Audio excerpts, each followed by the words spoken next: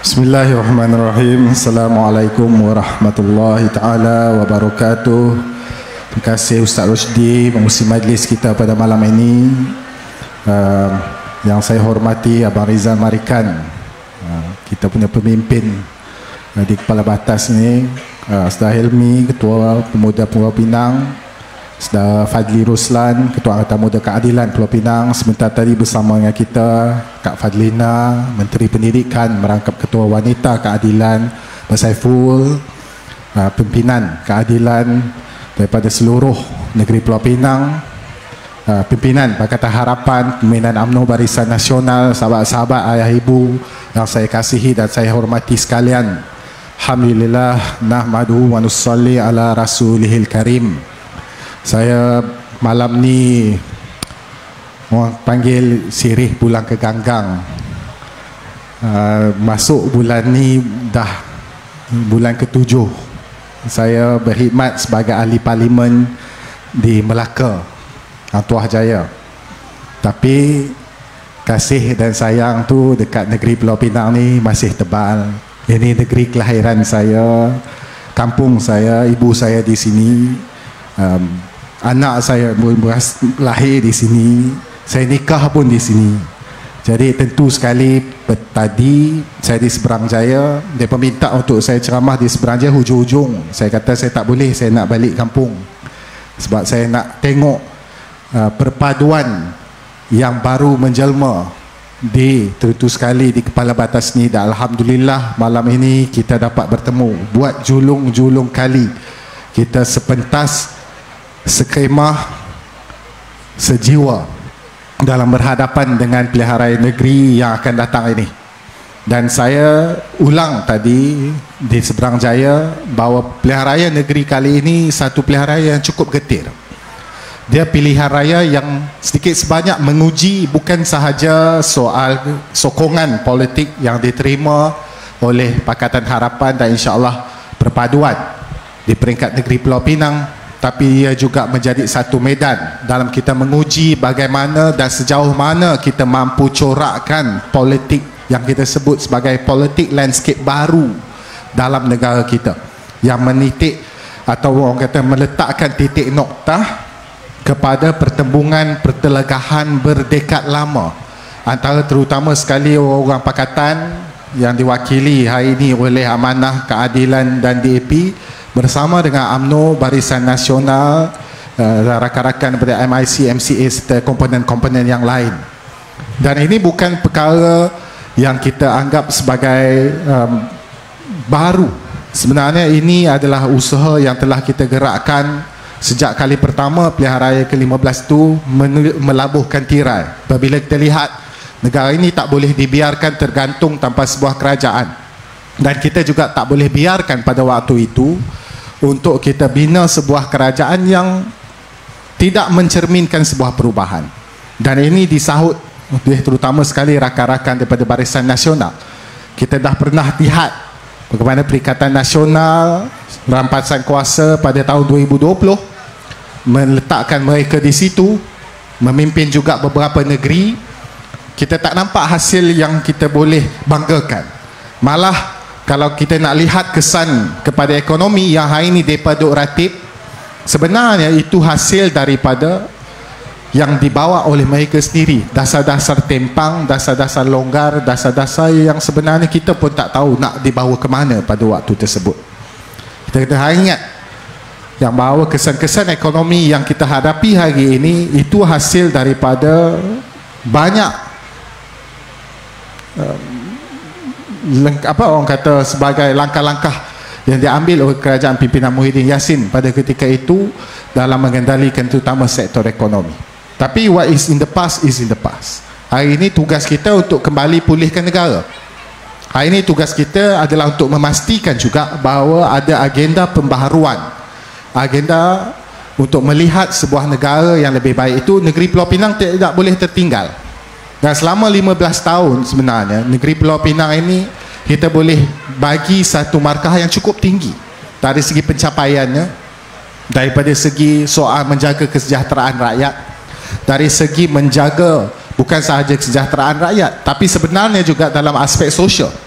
dalam aspek nak jaga perpaduan dalam kalangan masyarakatnya, dan tak tertinggal perkara-perkara yang sering dijadikan asas-asas tohmahan, fitnah kepada terutama sekali negeri Pulau Pinang ini.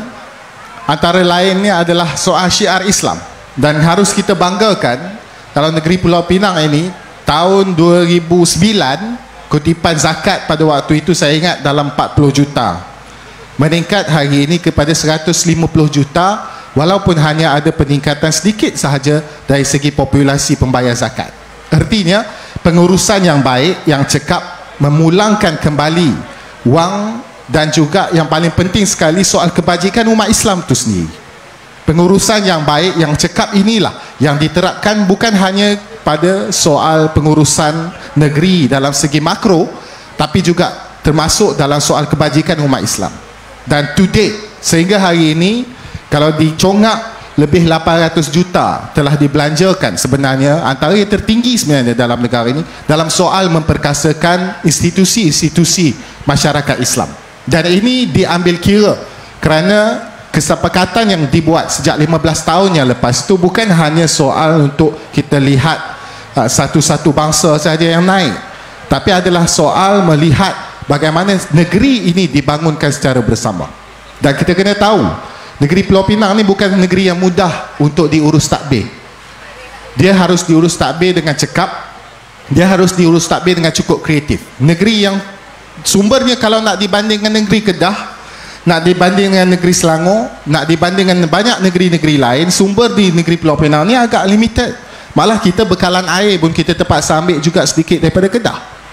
Tapi cara kita urus itu yang menentukan sama ada ia boleh atau tidak jaga rakyatnya. Dan Alhamdulillah 15 tahun sumbernya sedikit tapi pengurusannya cekap, maka rakyat di negeri Pulau Pinang ni terjaga dan terbela.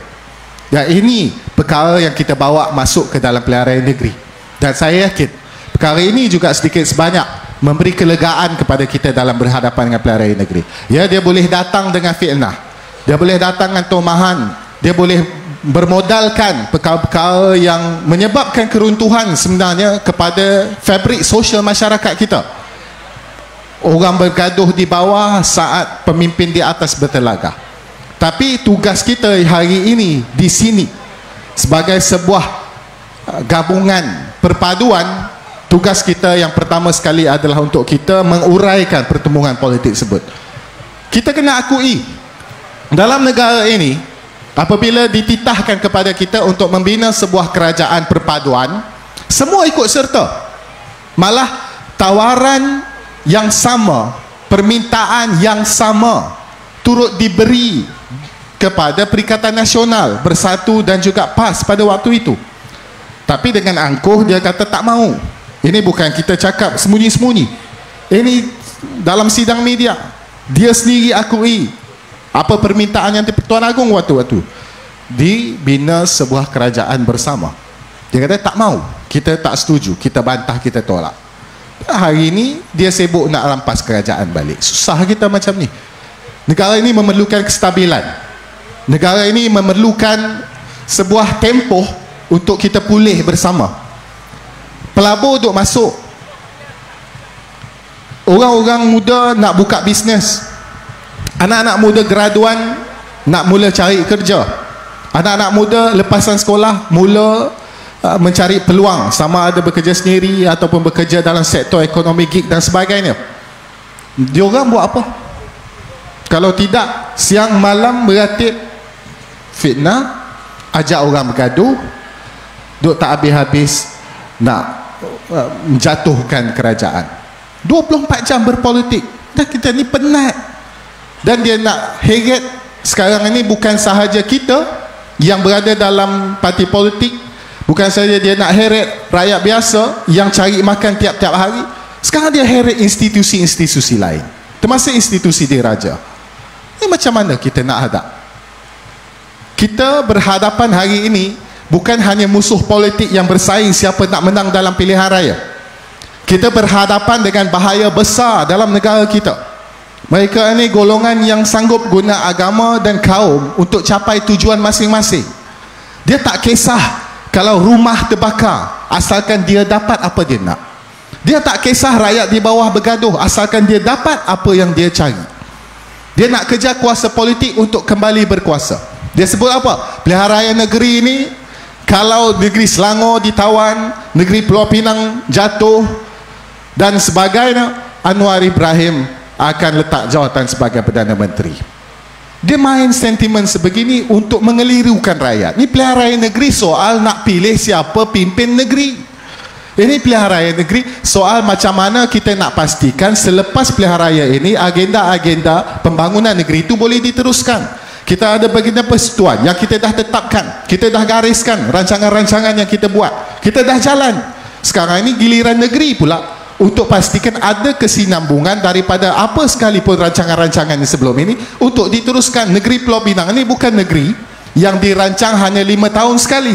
Negeri Pulau Pinang ini perancangannya panjang, 2030.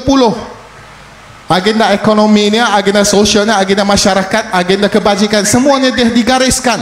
Dia datang, dia nak kacau. Dalam pepatah Melayu dia sebut, bagai tikus baiki labu. Benda tak rosak, jangan datang kacau. Benda tak rosak, jangan datang pandai-pandai kata benda ni rosak, kami nak baiki. Negeri ini sudah cukup aman. Rakyat ni duduk berbilang kaum, orangnya cerdik dan pandai. Tahu kan sejarah negeri Pulau Pinang, bagaimana negeri kecil ini bangun dan maju jadi sebuah negeri antara yang paling tinggi sekali pendapatan dan menjadi destinasi pelabur. Satu sahaja nak cerita sumber, tak ada, tanah kecil tapi rakyat dia cerdik dan pandai. Rakyatnya berpendidikan. Buka sejarah bagaimana Western Digital, dia ada di baru-baru ni dalam media sosial dia dimainkan. Dia selalu ada lagu ni dia suruh slow.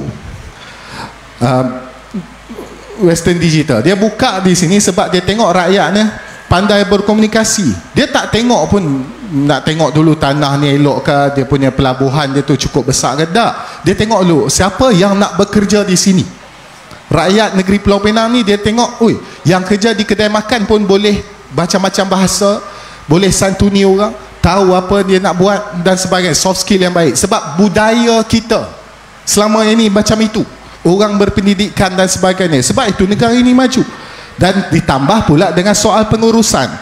Sebab itu dalam soal pengurusan kita tak boleh nak lawan. Mereka ini kalau dia nak cakap soal ekonomi dia tak boleh lawan. Nak cakap soal pengurusan dia tak boleh lawan.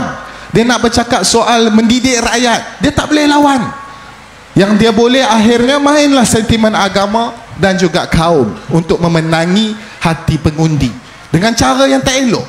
Dia bukannya bagi orang saling kenal mengenal. Dia bukan bagi orang saling hormat satu sama lain.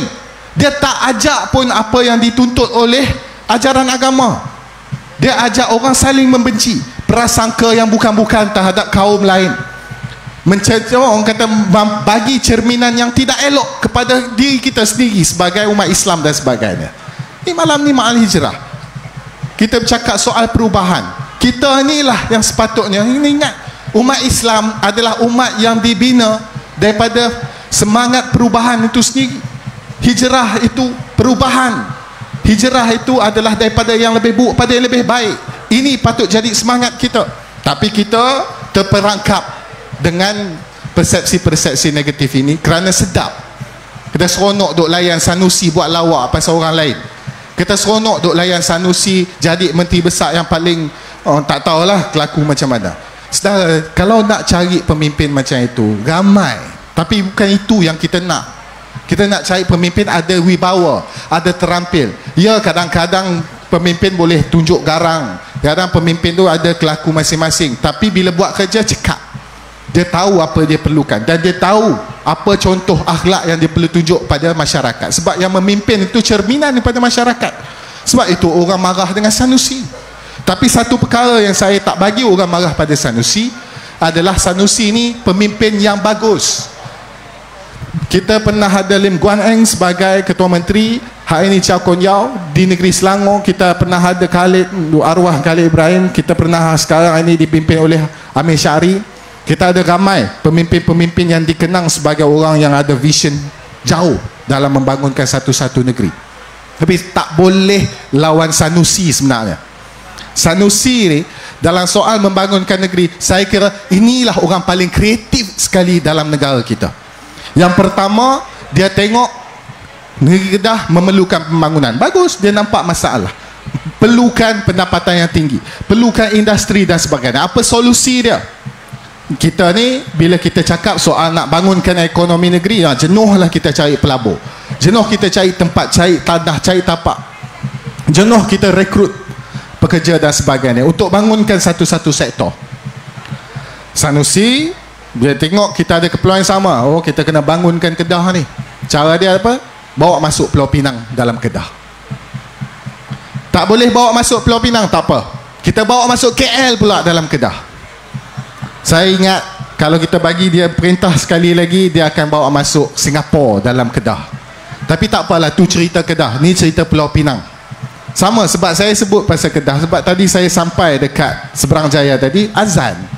Tu saya bagi tahu kat kawan saya rasa lajak ke Kedah dah kita ni, azan mana ada dekat Pulau Pinang. Tahu tak, dalam negara ini ada dua sahaja negeri azan subuh 2 kali. Yang satu negeri Perlis, kedua Pulau Pinang. Ini perkara yang kita dah clear lama dah, tapi tak sangka masih dimainkan lagi. Dalam pilihan raya yang ke-15 yang lepas, kita tengok duk main pasal azan, duk main pasal skirt, duk main pasal habislah rumah, habislah Islam tidak lagi dibela dan sebagainya. Saudara, ini negeri ni dah lama dah jadi tapak suburnya budaya ilmu Islam. Nak cari negeri, nak cari sekolah agama yang paling baik, antara paling baik mana? Negeri Pulau Pinang Al-Masyuk. Dekat sini pun ada sekolah syad. Kita bukan sebuah negeri yang abaikan keperluan segini.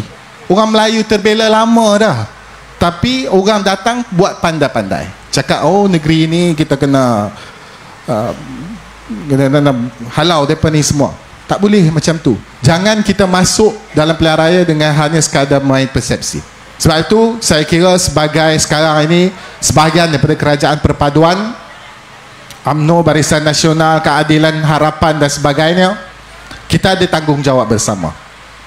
Kita ada tugas yang sama, iaitu memastikan negeri Pulau Pinang ini yang dalam pilihan raya ke-15 yang lepas sedikit sebanyak diancam. Sekarang adalah waktu kita sepatutnya dah bertenang. Kita boleh fikir secara rasional, kita boleh bagi tahu terutama sekali kepada rakan-rakan kita. Ya, kita ada media sosial, tapi media sosial saja tak cukup. Yang paling penting kita bertemu, cakap, yakinkan sendiri. Orang nak tengok siapa yang berucap tersebut. Main media sosial senang, tapi adakah kamu boleh bercakap depan orang? Adakah kamu mampu yakinkan orang yang kamu kenal sendiri untuk yakinkan mereka bahawa negeri ini biarlah kekal bawah harapan? Kalau kamu nak cakap soal Melayu, UMNO, Barisan Nasional pun duduk sekali. Kamu nak cerita apa lagi? Inilah perkara yang sepatutnya kita bagi tahu. Kita tak main dengan fitnah. Nak kempen pakai taktik-taktik kotor, tak guna. Bukan cara kita. Lama dah kita tahu negara ini tak boleh dibangunkan hanya dengan fitnah dan sebagainya. Ambil keadilan sendiri. Parti yang bangun, ditubuhkan, asasnya adalah melawan budaya ini. Maka sebab itu saya yakin bermula di sini kita bina semula tapak sokongan kita. Bermula malam ini kita bangunkan kembali tenaga-tenaga kita. Saya ucap terima kasih daripada negeri Kedah 2-3 hari yang lepas sampai ke malam ini. Inilah kali pertama, ataupun ayalah kalau di Pulau Pinang ini kali kedua saya berucap di hadapan terutama sekali pendukung-pendukung Barisan Nasional. Dan saya yakin ini sebuah lipatan yang baik dan baru buat kita semua. Dalam kita bukan sahaja soal kita nak menang dalam pilihan raya, tapi dalam soal kita nak menyelesaikan yang ni, masyarakat yang berpecah belah. Ia bermula dahulu daripada sini pada malam ini. InsyaAllah kita boleh tengok bila masyarakat kita makin bersatu padu, masyarakat kita jadi masyarakat yang tidak lagi terpecah, masyarakat kita saling bantu-membantu, hormat-menghormati, maka kita boleh lihat sebuah negara yang insya-Allah aman untuk didiami dan segera dapat kita majukan bersama-sama.